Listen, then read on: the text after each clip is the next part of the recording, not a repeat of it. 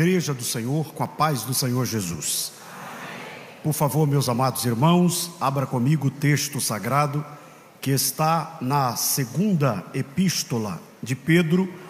Eu vou ler dois textos para a breve reflexão que trago da parte de Deus esta noite. 2 Pedro, capítulo 3, versículo 9. E João, capítulo 4, versículo 27. Enquanto você encontra o texto, eu quero glorificar a Deus pela vida do digno pastor, presidente desta igreja, da convenção, nosso líder da Umadene, e uma referência para nós de homem de Deus, de servo humilde, que faz a obra com excelência, o pastor José Carlos de Lima. Para mim é uma alegria retornar a essa igreja e poder cooperar com a obra de Deus aqui neste lugar e ver que a chama pentecostal não está acesa, está acesíssima aqui em João Pessoa. Quero glorificar a Deus pela vida do pastor Álvaro, e cumprimentando ele, cumprimento todos os pastores aqui da Paraíba, e louvar a Deus pela vida do secretário de missões, pastor Emanuel, que é um amigo, e dizer para os irmãos que a Secretaria de Missões aqui na Paraíba é uma parceira de missões do Fórum de Missão do Nordeste e um exemplo para todo o Nordeste brasileiro. Continuem assim, parabéns, que Deus abençoe. Ao nosso líder, pastor Saulo Gregório, que é o secretário nacional de missões, que tem uma visão extraordinária, e o pastor Saulo nos ensina como ser líder. Não faça nada sozinho que você vai cansar rápido, faça com parceria que você vai mais longe. E o pastor Saulo nos ensina isso. Tem crente que ele quer fazer tudo sozinho, ele é o obreiro banda, ele toca a bateria, o teclado, toca a guitarra, ainda sai correndo para poder pegar a sanfona. Aí no final, aí diz que está cansado, depressivo, né?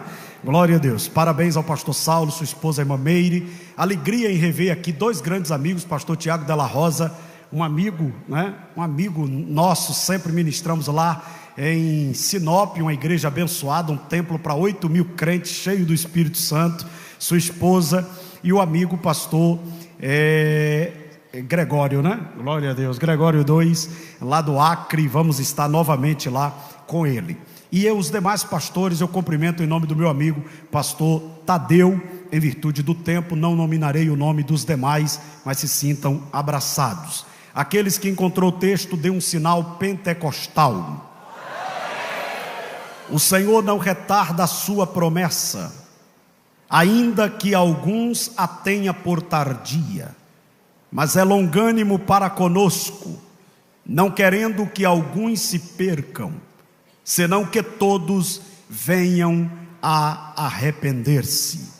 Por favor, Evangelho de João, capítulo 4, versículo 27, diz o texto: e nisto vieram os seus discípulos, e admiraram-se que estivesse falando com uma mulher. Todavia, nenhum lhe disse: por que perguntas, ou por que falas com ela? Amém. Podeis tomar o vosso assento, permaneça com a Bíblia aberta para uma possível conferência durante a ministração. Em tempo, quero deixar aqui, trazer meu abraço do nosso presidente, pastor Valdomiro Pereira da Silva, ao muito digno pastor José Carlos de Lima. Também cumprimentar o pastor Daniel, que é o secretário adjunto da nossa Umadene. Antes de observar o texto para uma breve reflexão esta noite, eu gostaria de, com a permissão do pastor, divulgar dois livros que eu escrevi e trago para a disposição dos irmãos. O primeiro é esse, O Segredo da Obra Missionária. Eu trato nesse livro que antes de fazer a obra, precisamos conhecer o Deus da obra. Tem muita gente machucada porque está fazendo a obra, mas não conhece o Deus da obra. E o Deus da obra é exigente. Ele não pede favor a ninguém.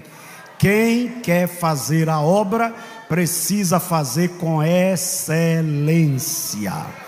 Eu também trato nesse livro a questão de que Deus não fica refém de ninguém. Deus te chamou, Deus te perdoou, Deus te capacitou, mas se tu não quiser fazer, Deus chama outro, enche outro, levanta outro e faz a obra. Tem gente que pensa que é a última Coca-Cola do deserto. Sem mim nada podeis fazer, coitado. Sem Jesus a coisa não anda, sem mim anda. Então, Deus chamou a igreja de Jerusalém. A igreja de Jerusalém não quis fazer, Deus chamou Antioquia e fez melhor do que a igreja de Jerusalém. Cuidado para você não achar que se você não tiver, a obra não anda. Você vai ficar atribulado, porque vai chegar alguém que tem uma voz que nem voz tem, e a obra vai andar melhor do que você, porque tudo é para a glória dele. Eu trato essas verdades aqui neste livro. E esse livro eu lancei agora. É o segredo da verdadeira esposa de pastor. Serve para a esposa de obreiro em geral. O classe que é mal compreendida na igreja é a mulher do pastor.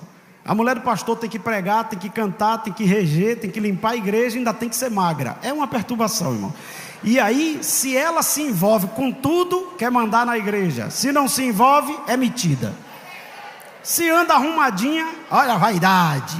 Se anda desarrumada, não sei como é que esse homem casou com esse mondrongo, né? Então, mulher de pastor não é fácil. Primeiro já perde o nome, né? Mulher do pastor. Então eu escrevi esse livro aqui. Também tem aquelas Mical.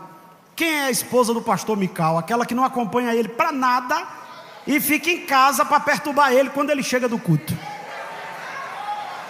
E tem essas, pastor? Tem. Estava onde? Fazendo o quê? A obra. E aí eu digo que quem não se envolve critica porque não sabe quanto custou. Se você estivesse lá, você estava vendo a obra que Deus estava fazendo, como você não foi. Mas aqui não tem dessas. Isso aí é, né, outro lugar lá. Então, quem desejar após o culto vai estar ali na saída. Meus amados, eu gostaria de trazer uma reflexão breve sobre a seguinte temática: a falta de compreensão compromete a missão. A falta de compreensão compromete a missão. Eu não estou falando a falta de conhecimento. Tem muita gente que tem conhecimento, mas não faz nada. As igrejas estão cheias de doutor e está faltando adorador e missionário. Muita gente que conhece as escrituras, mas não pratica as escrituras. Observe que quando Paulo ele vai tratar a uma das igrejas que ele escreve, ele diz que o problema não é os crentes fracos, é os fortes, que conhecendo, não tendo discernimento, faz os fracos pecarem e caírem. Então muitas das vezes nós estamos vivendo uma geração que tem muito conhecimento. E muitas pessoas, o conhecimento está lhe fazendo inclusive mal. Por exemplo, tem gente que vem falar de missão, mas não faz missão. Mas ele fala bonito. Os irmãos até choram, quer fazer a obra, mas ele não faz. Tem gente que aprendeu a falar de perdão e não perdoa ninguém. Está com o coração magoado, machucado, ferido. Por quê? Porque ele tem conhecimento, mas ele não tem a compreensão. Eu vou trazer algumas verdades aqui esta noite, e eu vou lhe dizer o seguinte: se a palavra tocar em você, não fecha a cara não, senão todo mundo vai perceber que é com você. Disfarça, dá glória, dá aleluia, dá amém, mas a palavra eu vou entregar toda aqui hoje, nesta noite. Preste bem atenção. Compreender é saber que reino é esse. Esse reino que estamos envolvidos não é um reino comandado por ideia humana. Não é o homem que decide como vai ser e o que vai fazer. Esse reino tem um rei, esse reino tem regra, esse reino tem propósito e este reino tem foco. E quem é que manda nesse reino? É o Rei dos Reis, o Senhor dos Senhores, aquele que tem o poder. Então eu admiro o Senhor, pastor Zé Carlos, porque quando Deus quer fazer, Ele não pede a opinião de ninguém. Deus não chega assim e diz assim: pessoal, eu estou querendo segurar isso aqui para liberar isso aqui, vocês concordam? Não, Ele libera e segura quem Ele quer, abate quem Ele quer e exalta quem Ele quer, porque Ele é Senhor.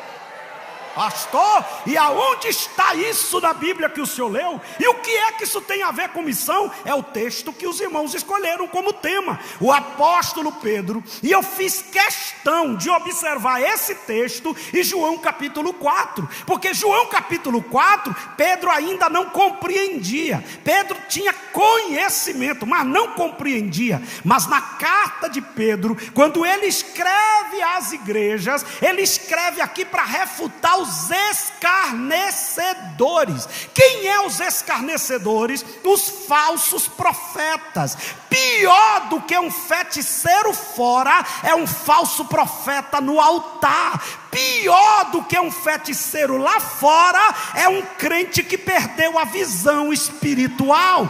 Porque, preste bem atenção, quando você encontra alguém fora, que está fora da presença de Deus, você já sabe. O pior é quando tem alguém travestido de crente, de pastor, de pregador, mas não compreende a palavra de Deus. E é isso que Pedro está falando. Os escarnecedores, o que é que eles estavam dizendo? Cadê a vinda de Jesus? Jesus não vem mais. Olha aí quanto tempo que vocês pregam que ele vem e ele não veio. Aí o Senhor usa Pedro e diz: muito cuidado, senhores escarnecedores, a promessa está de pé e o que prometeu é fiel.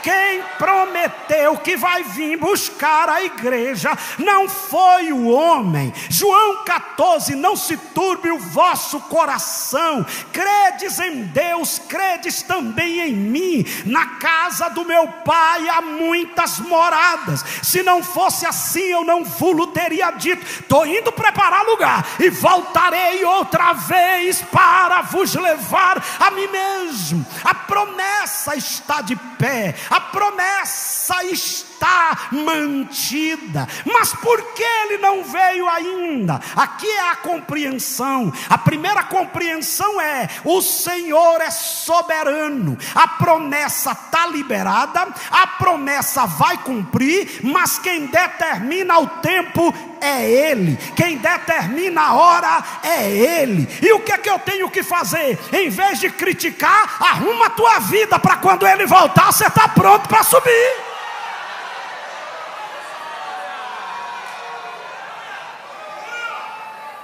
Mas tem um outro detalhe que eu vou ministrar aqui hoje, e amanhã, com a graça de Deus, vou concluir esta passagem. Ele diz assim: ó, o problema não está na promessa, o problema está naqueles que recebeu a missão e não estão fazendo como deveria. O problema não está em cima, o problema está embaixo. O problema não está na palavra, o problema é que está faltando gente para levar a palavra a toda criatura.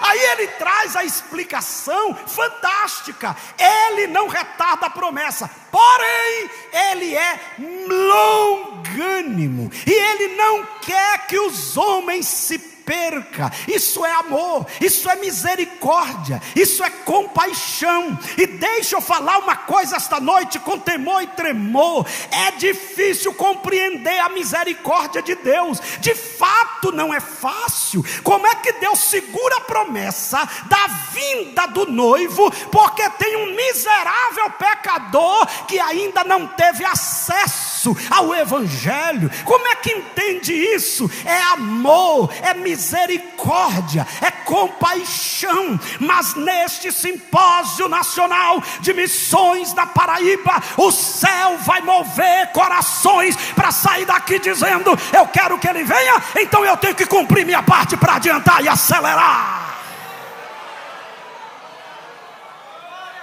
O texto aqui está mostrando que o Senhor é longânimo, misericordioso ao extremo. Olhe para mim, preste bem a atenção para aquilo que eu quero ministrar esta noite. Nós estamos vivendo a geração da falta de amor, é verdade. Nós estamos vivendo esse tempo. Eu queria olhar com você o que está em Mateus capítulo 24 e o versículo 12. Por favor, pegue a Bíblia Bíblia. A ideia que hoje não é uma pregação, mas um ensino.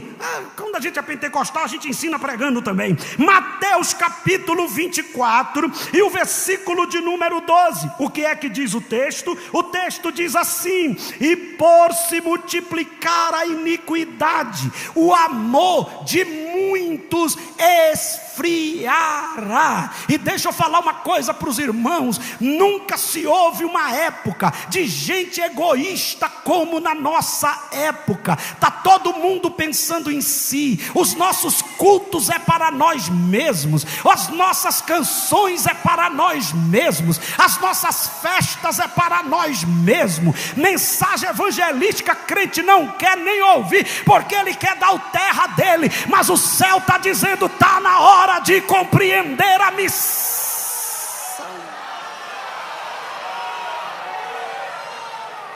Eu estou sentindo a graça de Deus aqui neste altar esta noite. E o que é que o céu está dizendo? Está na hora de acender a chama de novo, senão ele não volta. Ele só volta quando a missão estiver acesa na terra. Está na hora da igreja sair das quatro paredes.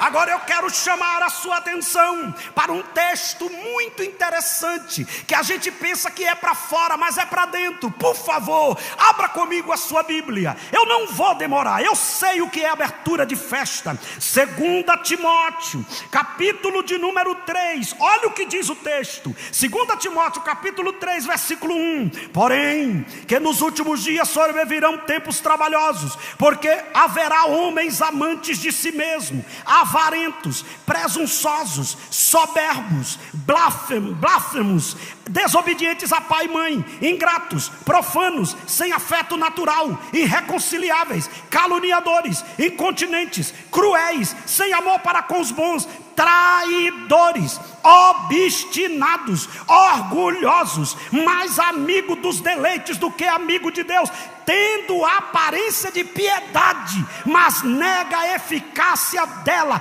Destes afasta-te. Olhe para mim, tem uns crentes que está doente, não é por falta de aviso, é porque ele quer ser amiguinho de gente que não é amigo de Deus. Ele quer andar com gente que não anda com Deus, ele quer andar com rebelde, ele quer andar com problemático. Quem quer a chama de missão acesa tem que andar com gente que a chama está acesa também.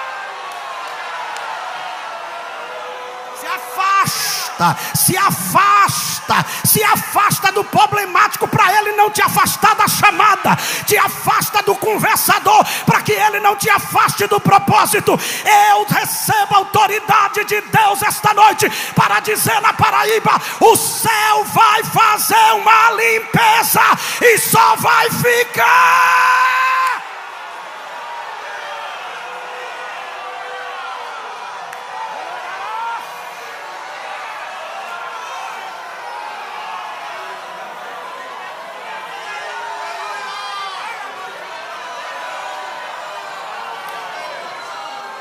Tem gente que não faz nada, se afasta dele. Tem gente que não dá uma oferta, fala da oferta dos outros, se afasta dele. Tem gente que não contribui com missão e quer se meter na missão, se afasta dele. Tem gente que não é fiel e quer dar uma de administrador dos fiéis, se afasta dele. Tem gente que não adora e fica querendo tirar você da adoração, se afasta dele. Esse tempo é o tempo de se afastar, é o tempo de se limpar, é o tempo de estar pronto. Você tem que compreender isso.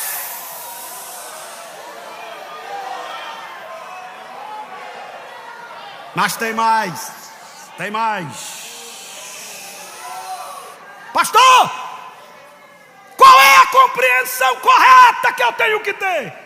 Mateus capítulo 9, versículo 36. Por favor, olha o que o texto diz. Mateus 9, 36. O texto diz assim, as Sagradas Escrituras. Mateus capítulo 9. Olha o que o texto diz. Percorria Jesus todas as cidades e aldeias. Olhe para mim. Irmãos, eu estou lendo o 35 primeiro. Olha que coisa interessante. Hoje está difícil mover a igreja para o evangelismo. Hoje está difícil mover a igreja para um trabalho evangelístico. Agora, se você avisar, tem um cantor, lota a igreja. Tem um irmão que revela CPF, lota a igreja. Tem um irmão que revela não sei o que lá, lota a igreja. E o dono da igreja está dizendo: eu quando passei por aqui, eu não ficava parado para a multidão vir a mim não, eu ia. Olha para esse irmãozinho que está do seu lado, diga: está na hora de se mover, meu irmão, está na hora de se mover. Igreja é igual água, se ficar parada dá dengue, chikungunya e zika. Tem que se mover. Percorria.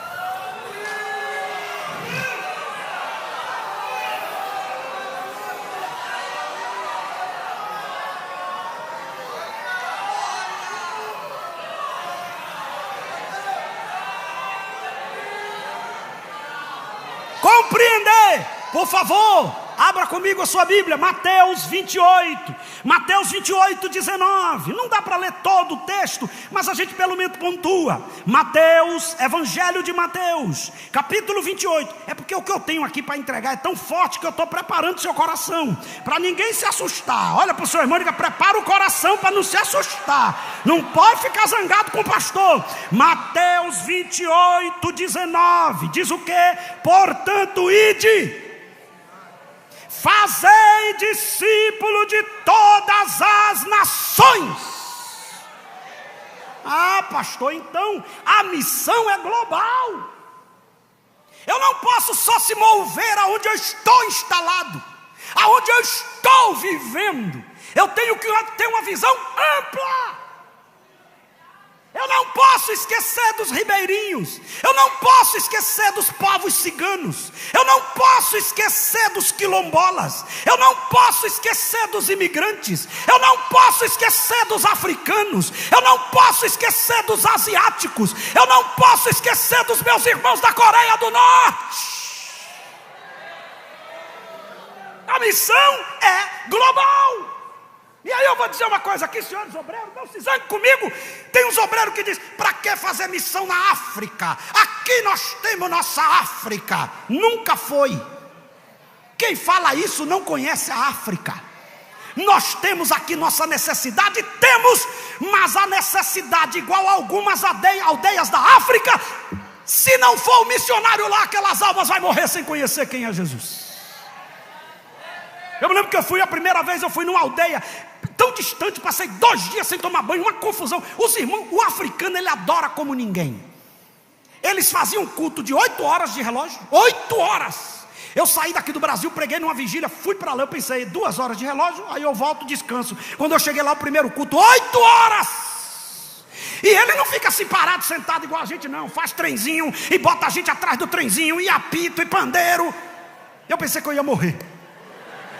Aí quando terminou, os irmãos ainda olhou para o pastor e disse assim: pastor, está muito pouco tempo para a gente adorar.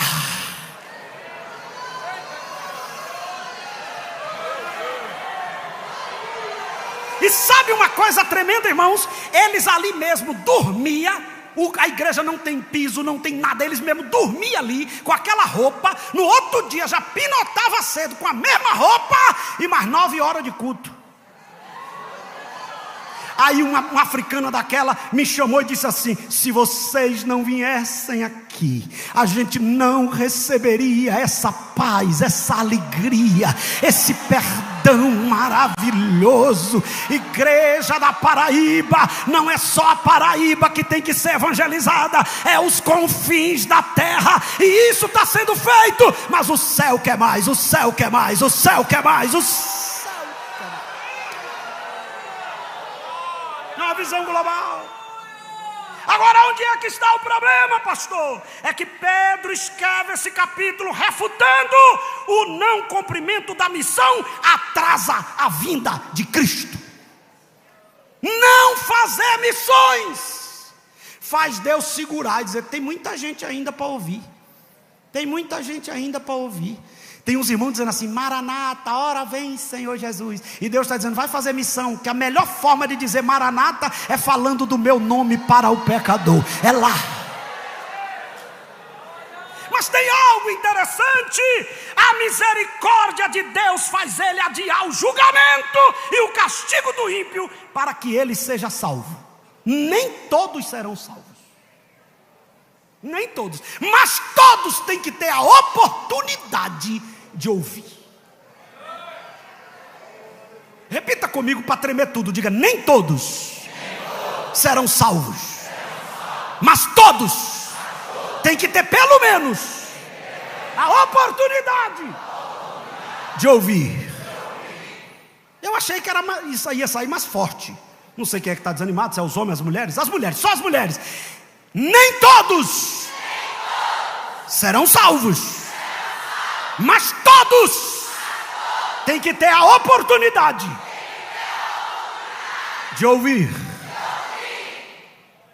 Os homens, nem todos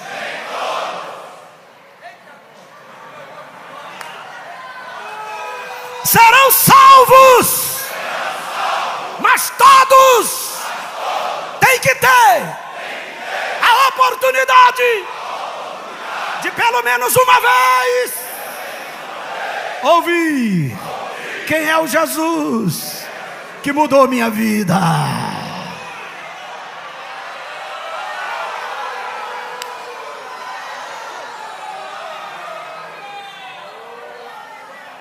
Mas eu vou falar só um tópico da mensagem e depois a gente desenvolve o resto. A falta de compreensão compromete a missão. Então repita comigo: a falta de compreensão faz o cristão ser insensível à dor do pecador. Insensibilidade. Por isso que eu li João capítulo 4. Havia uma briga de 500 anos. Ninguém queria passar em Samaria. Essa briga começa com a divisão do reino na época de Jeroboão. Na época da idolatria no Monte Gerizim. Existia 3 caminhos para ir da Galileia para a Judeia, da Judeia para a Galileia: o caminho da costa, o caminho da Pérea e o caminho de Samaria. O que é que os judeus faziam? Davam uma volta, dobrava a viagem, mas não passava por dentro de Samaria. Aí o Todo-Poderoso, o dono da igreja, o maravilhoso, o conselheiro, o Deus forte, o Pai da eternidade, diz: vocês não passam, mas eu passo. É necessário passar por Samaria. Ok? Aqui é uma palavra que a gente vai pensar sobre preconceito, sobre visão, sobre linguagem. Irmão, tem gente que até vai, mas ele fala uma linguagem tão difícil que o pecador diz: ele está falando o quê? Você já percebeu que a gente está vivendo uma geração de gente tão boçal que até para cumprimentar a igreja demora meia hora? Saúdo, Amanda, inerrátil, queimada pelo sol da justiça. E as irmãzinhas dizendo: para de besteira, cumprimenta a igreja e prega a palavra. Jesus não deu nenhuma aula. Jesus chegou para aquela mulher e falou uma linguagem simples: me dá de beber.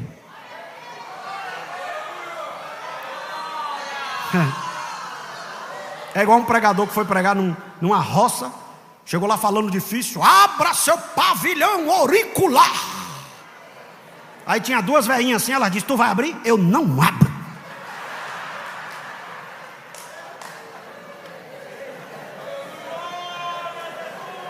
A velhinha já ficou cismada. Aí ele continuou pregando. Daqui a pouco ele disse: vai cair uma precipitação pluviométrica celestial.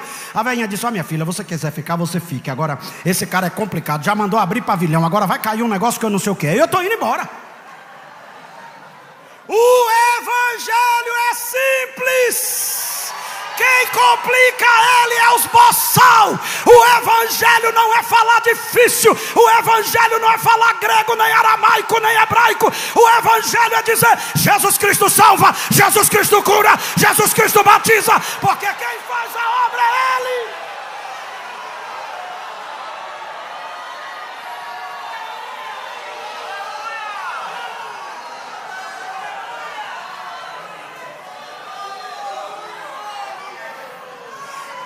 Teologia encarnada, evangelizando a mulher, falando de forma simples. A teologia. Hoje tem uns que se acham pequeno, eu sou. Fez um cursinho básico, já está parecendo um pavão.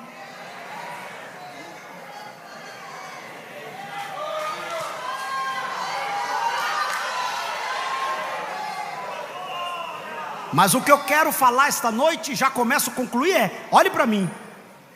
Os discípulos vão para a cidade comprar comida e Jesus fica no poço. Daqui a pouco chega o campo missionário, uma mulher cheia de problema. Irmão, se fosse um bocado de gente dizendo: sangue de Jesus tem poder, venham aqui pregar o evangelho, olha o tipo de assombro. Meu Deus. Jesus olhou e disse: eita, está chegando a evangelista, está chegando a missionária, está chegando quem vai pregar na cidade. Você já percebeu que o problema não está no lugar, está na visão dos vasos que vai para o lugar. Eu fui visitar um missionário e disse: pastor, porque aqui não anda, aqui não dá, aqui não sei o que, aqui não sei o que lá, aqui não sei o que, o povo não ouve, aqui tem uma cabeça de jegue enterrada. Quando ele terminou, eu digo: embora. Ele disse: para onde? Desenterrar a cabeça desse miserável, desse jegue. Mas que Deus vai abrir a porta, que vai, que Deus vai salvar, vai. Mas tem gente que ele fica só botando dificuldade. Agora olha que coisa linda. Jesus não discrimina. Jesus simplesmente olha para ela e diz: olá senhora, tudo bem? A senhora me dá um pouco de água? Ela olhou e disse: o senhor é judeu? Sou samaritana? Fala comigo. Aí Jesus disse: se a senhora soubesse o que estava acontecendo no poço, o poço não é mais o mesmo. Não era eu que estava lhe pedindo água, era a senhora que estava pedindo água para mim. Aí ela olhou e disse: não estou vendo o senhor com balde nenhum para pegar. Ele disse: porque essa água que a senhora bebe, a senhora vai ter que vir aqui amanhã. Agora a água que eu lhe dei. Aí ela olhou e disse: eu quero.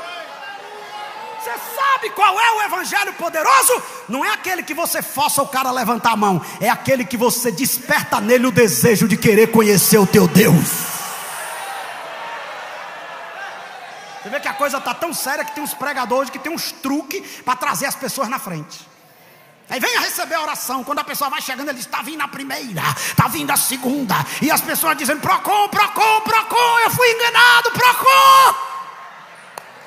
Propaganda enganosa. Não precisa isso. O nosso culto tem que ser tão vivo, e a nossa vida tem que ter tão santa, e as nossas palavras tem que ser tão ungida, que as pessoas têm que dizer assim: eu quero conhecer o Jesus dele, eu quero conhecer o Jesus dele, eu quero conhecer o Jesus dele, eu quero estar naquele culto, aquele culto é demais. Mas você sabe qual é o tremendo aqui? É que a mulher já está impactada. Aí os discípulos voltam. Eu vou fazer uma perguntinha aqui, por favor, responda quem vem para a escola dominical. Quantas almas os discípulos trouxeram da cidade de Sicá para trazer até o poço? Alô? Nenhuma. Apóstolo Pedro, apóstolo João, os apóstolos tudo, não trouxe uma alma. E o pior, ainda olhou para Jesus e disse: meu Deus, vigia Jesus, vigia. Essa mulher de alta periculosidade, Jesus, vigia.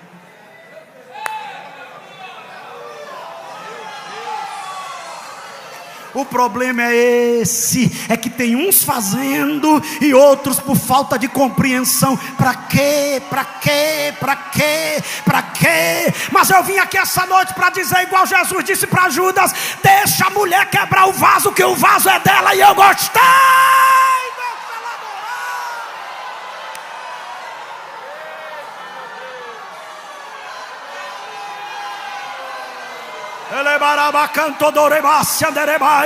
E quem nesta noite sente a presença do Pai sacudindo a sua vida por missões, levanta essa mão ao céu e dá o maior glória que você já deu.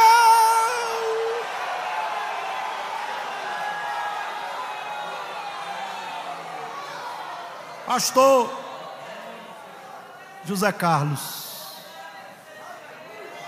os discípulos ficaram escandalizados por ver Jesus fazendo missões, porque essa palavra admirado aí não é a melhor tradução. A melhor tradução é ficar escandalizado, só não tiveram coragem de falar nada. Rapaz, deixa quieto que a gente não sabe o que está acontecendo, mas que é esquisito o que é isso? Agora olha para mim, se alguém, pastor Tiago Della Rosa, consegue ficar escandalizado vendo Jesus fazer a obra,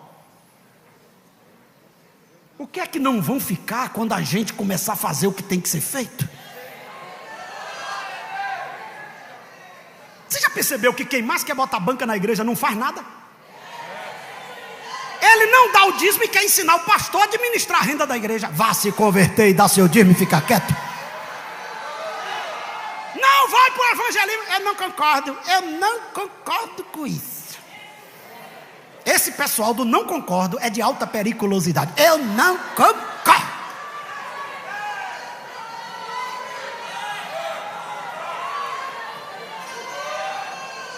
Olhe para mim, irmãos, eu vou dizer uma coisa aqui, com muito cuidado, para não ferir ninguém, mas preste atenção. Quando a compreensão não é estabelecida, o crente pode se transformar num empecilho da obra sem saber.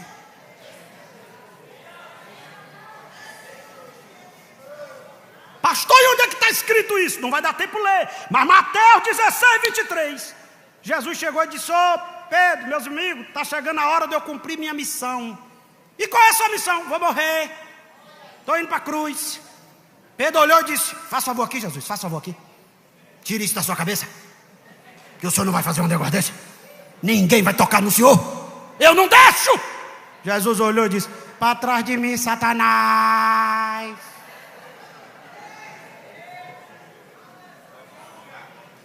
Toda vez que você se levantar para cumprir o propósito de Deus, o diabo vai levantar alguém para atrapalhar você. Vou dizer de uma forma mais clara: toda vez que você se levantar para ser um instrumento na mão de Deus e cumprir o propósito de Deus, o diabo vai levantar alguém para desviar você do propósito. Quer ver como é que funciona? Chega aqui, amigo Gel, vou fazer com o senhor porque o seu amigo está com uma gravata bonita, estiloso, glória a Deus. Ó, Deus tem um plano na vida de Gel. Aí o pastor dele diz assim: o senhor está indo para o Iraque,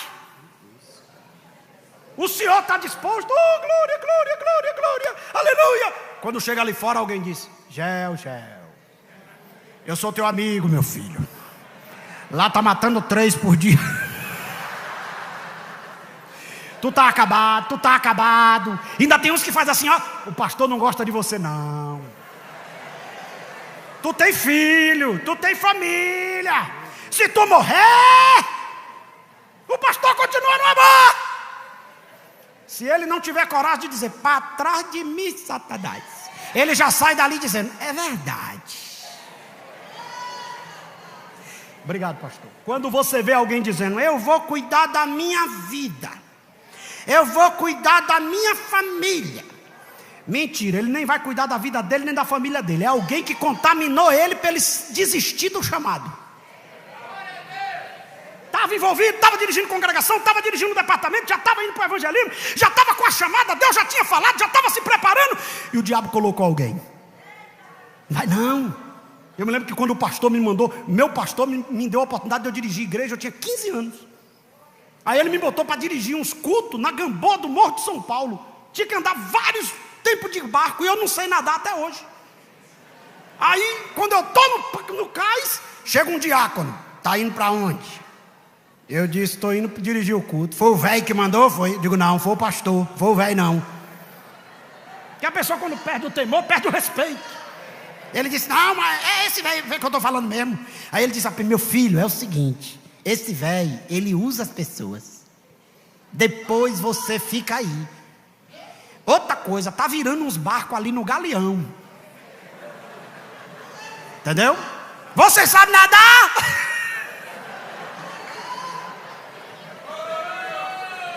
E o bicho é sujo, né, irmão? O bicho vem pra... Ele toca numa fraca. Se você não tiver cuidado... Eu disse, não. Ele disse, estou lhe avisando. Se morrer... Eu avisei. Eu disse para ele, meu irmão, o senhor está endemoniado. E outra coisa, eu vou dizer para o pastor que o senhor é um diácono perturbado, porque o senhor era para estar me incentivando. Olha para esse irmãozinho que está do seu lado e diga, cuidado com quem não compreende. Aponta o dedo de profeta para alguém e diga, a chamada é sua. Deus vai cobrar de você.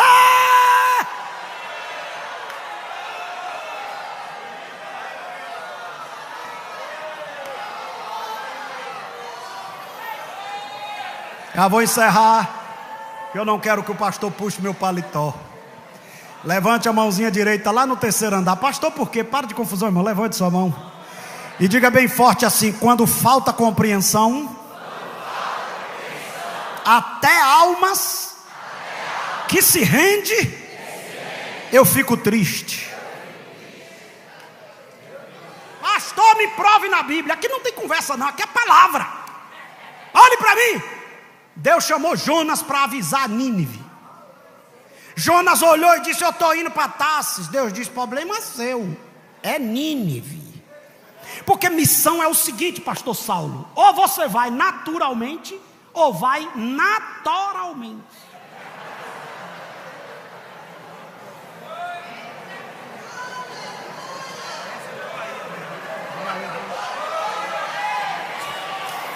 Você escolhe, ou vai inteiro, ou vai quebrado. Mas que a palavra vai cumprir, vai. Que a chamada vai. Aí Jonas disse, estou indo para Tarsis. Tá bom. Irmão, quando a gente desobedece a Deus, até promoção de passagem às vezes a gente acha. Quando Jonas chegou em Jope, eu acho que já tinha um cara dizendo, Tarsis saindo agora, Tarsis, Tarsis, promoção, promoção. E Jonas dizendo, Deus é fiel, Deus é fiel. Entrou no barco e papai dizendo, eu só trato onde não dá para correr. Vai para o meio do mar que eu vou te mostrar quem é que manda em cima, quem manda embaixo, quem manda em tudo.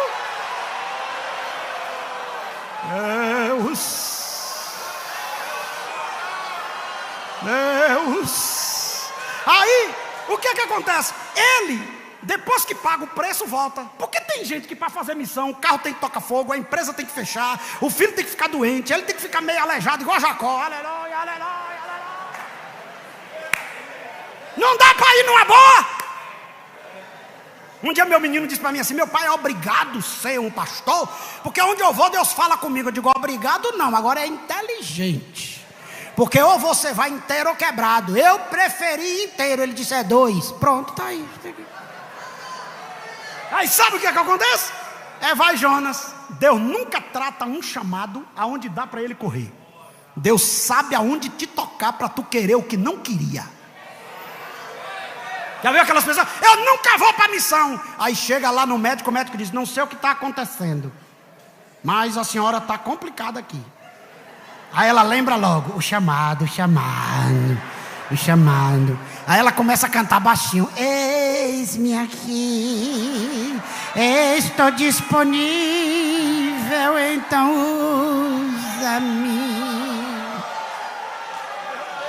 Agora, irmão, quando ele paga o preço que ele volta, aí ele prega. Eu não lembro, aqui tem muitos estudiosos da Bíblia. Eu sou o hino que os irmãos cantou aqui. Eu não sei o que ele viu em mim, porque tem gente muito mais preparada que eu. Eu nunca vi um missionário pregar para ganhar o país todo, a cidade toda. E olha que o povo era miserável. Nínive era a capital da Assíria, e os assírios eram miseráveis. Mas quando Jonas pregou, o rei olhou e disse, não se briga com profeta. Hashtag fica a dica, não se brinca com profeta. Profeta só está entregando a mensagem. Aí o profeta, o rei faz o quê? Esse homem é profeta, vamos falar com Deus dele. Aí ele mandou um decreto: jejum total, homens, mulheres, animais, todo mundo jejuando. Quando Deus viu aquilo, Deus disse: que maravilha, não vou matar mais ninguém. Aí Jonas sai lá de fora da cidade. Deus disse assim: Jonas, sim senhor, não vou matar mais ninguém não. Aí Jonas olhou e disse: era por isso que eu não queria vir, porque eu sei que tu és misericordioso. Olha o problema. Você sabia que tem gente que sabe que Deus quer salvar e ele está orando para Deus matar? Mata, aleja Jesus, aleja Jesus. E Jesus dizendo: eu vou salvar, eu vou encher, eu vou usar. Agora olha para mim. Deus faz uma boboreira nascer e Jonas fica embaixo. Aí Jonas diz: estou depressivo, mas pelo menos estou debaixo da sombra. Aí Deus faz um bichinho, comeu a boboreira. Jonas diz: ó céu, ó vida, aí, ó que luta, que prova. A gente está fazendo a obra, uma luta dessa. Aí Deus diz: interessante você, né, Jonas? Você é engraçado. Você está reclamando de uma boboreira que você não plantou. E eu não vou me compadecer de 120 mil homens que estão prostrados diante de mim. Irmãos, você sabia que tem gente que fica triste quando a obra avança? Você sabia que tem gente que fica revoltado quando o congresso de missão é uma bênção? Você sabia que tem gente que fica possuído quando um missionário é enviado? Porque a compreensão dele é egoísta. Mas o céu está dizendo: eu vou mexer na visão da minha igreja.